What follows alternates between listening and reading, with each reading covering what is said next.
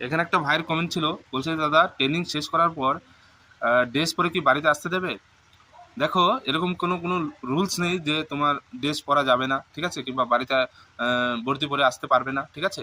তোমার যদি ইচ্ছে হয় তুমি ড্রেস পরে কিন্তু আসতে পারবে, কিন্তু যখন তুমি ওখান থেকে বেরোবে তখন কিন্তু তোমাকে সিভিল ড্রেস পরে কিন্তু আহ, প্রথম সিভিল ড্রেস পরে কিন্তু তুমি ছুটিটা নেবে, ঠিক আছে। ড্রেস কখন পরবে?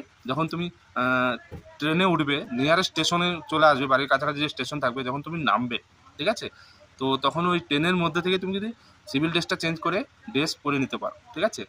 আমার কথা বলি, আমি কিন্তু যখন আমার ট্রেনিং শেষ হয়ে গিয়েছিল তখন আমি ড্রেস পরে বাড়িতে এসেছিলাম, ওকে। তো আমিও সেই ট্রেনের মধ্যেই কিন্তু চেঞ্জ করেছিলাম। তো তুমি যদি মনে করো যে ড্রেস পরবে, ড্রেস পরতে পারো, নো প্রবলেম, কেউ তোমাকে মানা করবে না, ওকে।